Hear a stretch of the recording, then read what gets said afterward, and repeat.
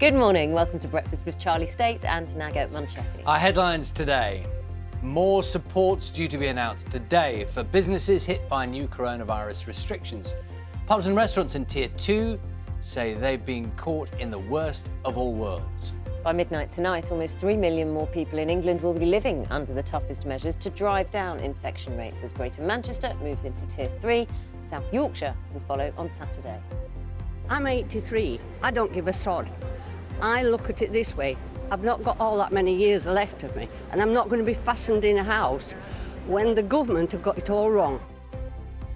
MPs vote against free school meals being extended through the holidays in England, but footballer Marcus Rashford vows to carry on campaigning. Inside Europe's largest cancer unit, how patients at Manchester's Christie Hospital continue to receive life-saving care during the pandemic. We had an unexpected early phone call, and I have no more cancerous cells in my body. Good morning. It's the trophy that keeps getting away from Manchester City, but they're off to a flyer in their 10th attempt to win the Champions League with victory in a fiery fight back. Good morning. We've got some heavy rain this morning across parts of northern and eastern Scotland. That will clear them for most of us. It's going to be a drier day than yesterday, variable amounts of cloud and some sunshine. But I'll have all the details in about 10 minutes.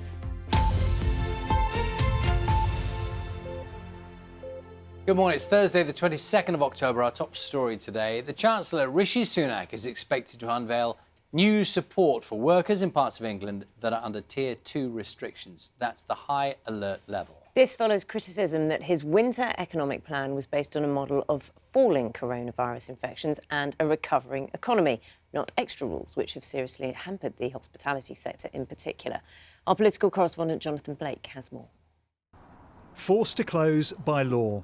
Businesses in parts of England under the highest tier of restrictions know they will get some support. The government pays 67% of workers' wages, up to a maximum of £2,100 a month. But firms in areas under Tier 2, where pubs and bars can stay open until 10 p.m, are facing what some have called the worst of all worlds, a fall in takings without enough support to stay afloat. Greater Manchester moves into Tier 3, the very high COVID alert level from tomorrow. South Yorkshire on Saturday. Opinions there are divided. I think it's a good thing. I think we need a sharp shock, and hopefully if everybody gets on board, that's what it will be. And we'll go into it and we'll come out of it all the better off. Good. Why? Well, we're not getting no further better. We've got to get better sometime. I mean, I'm 84, we've lived through World War II and everything. This is worse, really. I'm 83. I don't give a sod. I look at it this way. I've not got all that many years left of me, and I'm not going to be fastened in a house when the government have got it all wrong. By the end of this year, there's going to be millions of people unemployed, and you know who's going to pay for it? All the young ones. Not me, because I'm going to be dead. In West Yorkshire, parts of the northeast of England, Nottinghamshire and other areas in Tier 2 which are in discussions about tighter restrictions, the Chancellor's been under pressure from unions and business groups to plug what they see as a gap in the government's approach. Just weeks ago, Rishi Sunak announced his winter economic plan, including wage support for workers in what are deemed viable jobs whose hours have been cut. But there are warnings it may need a rethink, as the virus has continued to spread and the economy faces further strain. Jonathan Blake, BBC News. Well, let's speak now to our political correspondent, Helen Catt. Morning to you, Helen. So we had the furlough, then the next step was the job support scheme. So today, a different announcement. Well, yes, that's what we're expecting. As you said, when Rishi Sunak announced his winter economic plan last month, it was pinned around this idea that infection rates were falling, were going to fall, and the economy was going to start to recover. That's pretty clearly not where we are. So what we're expecting to hear is some sort of further support, particularly for businesses in Tier 2. So in places like Birmingham, London, York, Essex. And that, as you heard there, is because they think they're in this worst of all worlds situation where they've not been told to shut, but some of the other restrictions that are being brought in on people's lives are having a huge impact. So in particular, that ban on mixing households indoors. It's pretty obvious that if friends can't go for a pint at the pub together or a coffee in the local cafe, then that is going to have a big impact on those sort of businesses. So there were talks yesterday with government, unions and business leaders have been pushing on this. Downing Street yesterday saying that it did recognise that businesses operating in Tier 2 would be facing difficulties and that it kept all of its support under review. Now, the Treasury is always pretty tight-lipped ahead of any of these sort of statements, but the sort of ideas that we understand have been discussed, the sort of options, were more taxpayer-funded support for wages for people working in Tier 2 and grants offered through local councils. Ella, for the moment, thank you. The officer leading the policing response to the coronavirus pandemic has urged the government to make the three-tier rules easier to follow. The Assistant Chief Constable Owen Weatherill told MPs that people are struggling to comply with restrictions because they're too confusing. He's previously asked the Prime Minister to simplify the message around the new tiered system.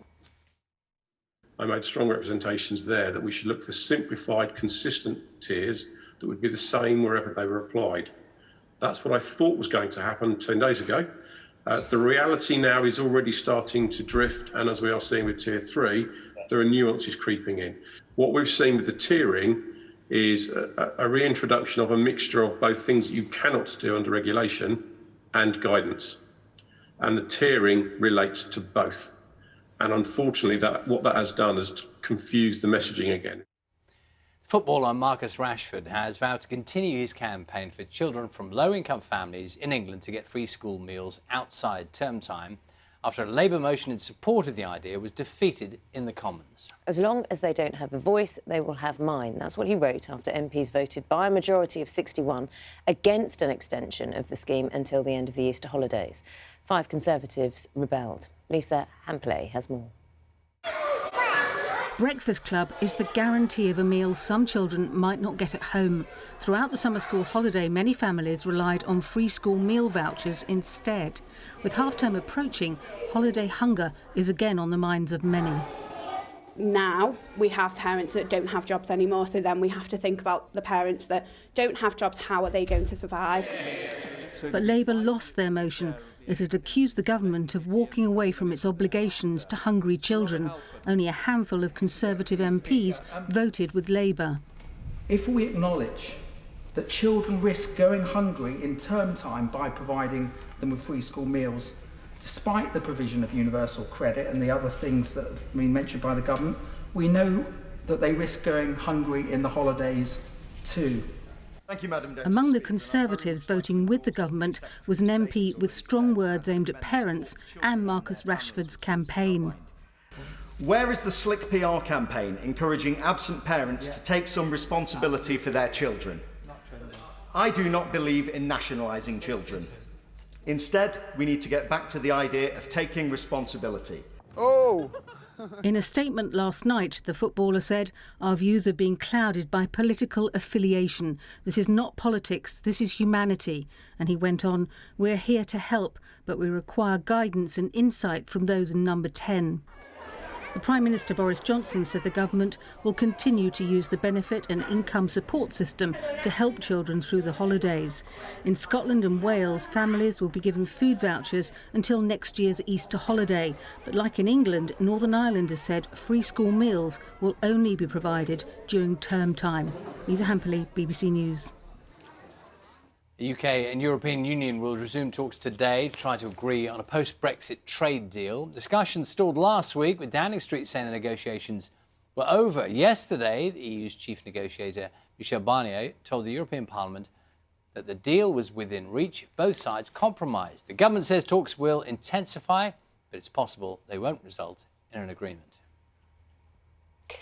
The former US President Barack Obama has accused Donald Trump of treating the presidency like a reality television show during an election rally in Philadelphia. It was Mr. Obama's first campaign speech in support of the former Vice President Joe Biden. Our North America correspondent Ali Makboul has this report.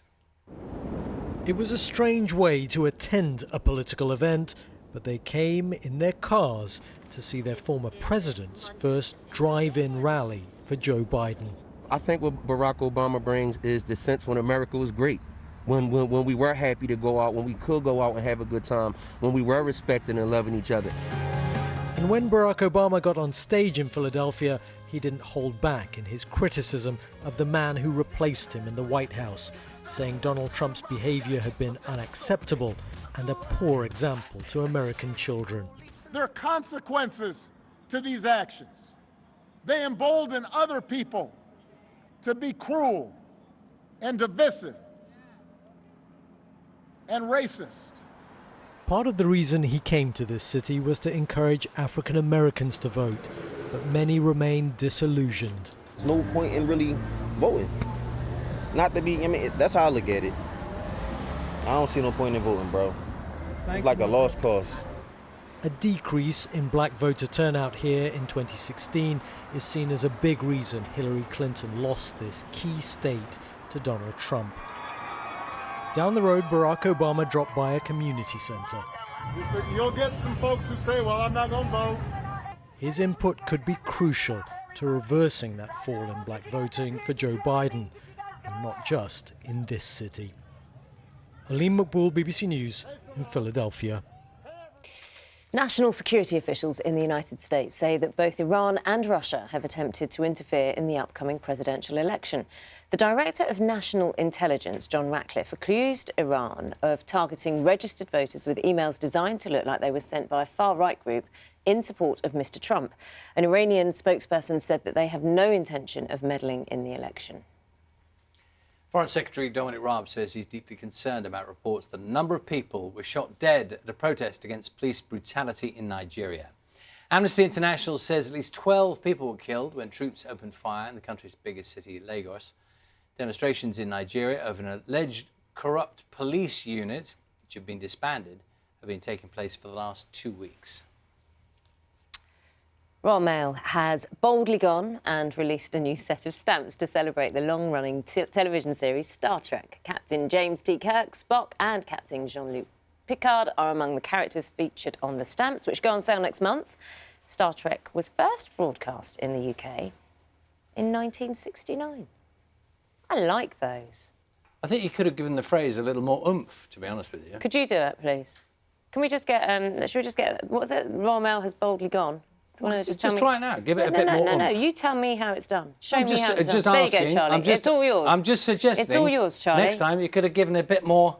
It's all yours, Charlie. Bit more intergalactic welly. Royal Mail has boldly gone. That's my phrase for the morning, Carol. What do you think of that phrase, Carol? Intergalactic. What did I say? Welly.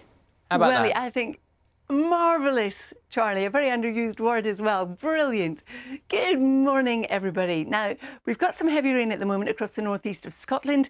That will clear. And then for most of us today, it's going to be a much drier day than it was yesterday, with some sunny spells. Still a few showers knocking around here and there. So the low pressure is pulling away, but it's yet to pull away the showers across the northeast. And then we've got this little ridge of high pressure building in, settling things down. But it's not going to last. It's all going to change again as we head through tomorrow and even into the weekend. So here's the heavy rain, which the Met Office has a yellow warning out for at the moment. That will move away slowly, leaving a lot of cloud and spots of rain behind it across eastern parts of Scotland. And you can see some showers dotted around parts of northern England and also one or two getting into the south of England. But that aside, we're looking at a largely dry day. The winds that are still quite gusty in the north and the west continuing to ease, slowly easing in the east as we go through the course of the afternoon. Temperatures 8 to about 17 degrees. So in the south, it still is pretty mild. And as we move further north, we're looking at about 10 or 11 in Aberdeen. Now, through this evening and overnight, there will be some clear skies around, but we're looking at this line of showers coming up from the southwest and drifting towards the southeast. Some of those could be sharp. And at the same time, a new Atlantic front's coming in from the west, introducing some rain. A cooler night for most of us than we've been used to. And if we pick that up tomorrow, we still have some residual showers, some dry weather before this rain moves from the west towards the east, weakening all the time. And then behind it, we're back into that dizzy cocktail of sunshine and showers, some heavy and thundery, potentially with some hail, and feeling cooler across the board. Nugget and Charlie. Carol, how's your flavonoid intake this morning? I haven't started it yet, actually, Nugget. I'm hoping to do that as soon as I leave the studio. Are you? And in what form are you going to take your flavonoid? Oh, poo. think I'll imbibe it. Yes, you will. Well done. I'll tell you you. going to Can explain at any point? No, a little later. I'm just going to leave Carol hanging there because I like doing that to her. 6:15, let's have a look at the front pages of the papers on this Thursday morning, starting with The Guardian reporting that Chancellor Rishi Sunak will announce extra financial support for pubs and restaurants hit by Tier 2 restrictions on households mixing. It says he's expected to tell the Commons the prospects for the economy are getting bleaker.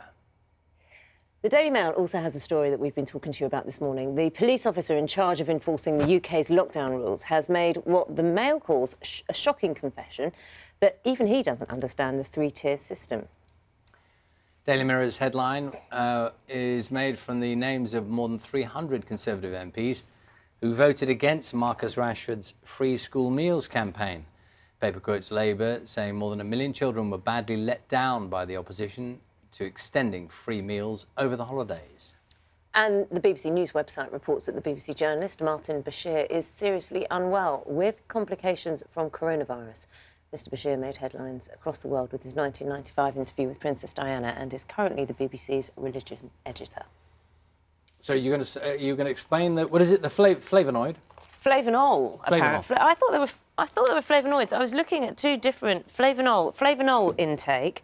So there's a new study that shows diets rich in tea, berries and apples could lower blood pressure. So food and drinks such as tea, they contain these flavon-3-ols. These are naturally occurring compounds. It's been studied, published in scientific reports, partially funded by the confectionery firm Mars as well. I don't know why that's interesting, but it is. And it looked at the evidence of these flavonols, and those with... Basically, if you take more in, it's good for you. Oh, it's getting to. I understood that it had one of the things they were looking at was whether how strong you had your tea has a bearing on whether it's better for you. Which I understood to be the stronger the tea, there's some merit in what it does for you. Yeah, there is, but there's lots of things you can eat that help with flavonols. It amounts up to 4 or 5 cups of tea a day for those who consume the most flavonols, who tended to have decent blood pressure. But I'm not sure if the strength of tea really does help. On that note, I shall pretend to drink a cup of tea. There's nothing in here. Do you not get... You've got a cup of tea down there. Delicious. Can I just say, he gets made a cup of tea every morning So, by someone very lovely on the floor. So don't feel too sorry What's for not him. to like about the name of this animal, and it's not... Maybe you've heard about it before, I haven't. The uncrushable ironclad beetle. Is that its name? That's not a movie, that's actually the name of a beetle. The official name? The uncrushable ironclad beetle. It can survive by being run over a car, for example, but the scientists have been looking at how it's built, see if they can learn anything about construction of things more generally. And it has these extraordinary wing covers, hardened, but they're fused together, which gives it that extraordinary protection. And the equivalent, if you have the same uncrushability factor in a human being, it would be the equivalent of being able to survive having a ship put on top of you. Are you with me? So if we were as strong as a beetle is, you could literally put a ship on top of you, for example, and it would have no effect. Extraordinary, isn't it? Let's not try it, shall we? Can I also say, actually, when it came to the flavonols, red wine and chocolate. Now, this is when I'm going to become more interested in this.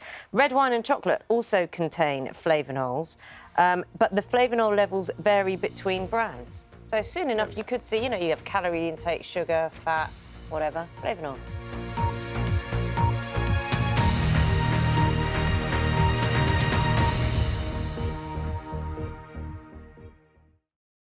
See the headlines as they happen and watch BBC News live in the app and get the full story with bbc.co.uk/news.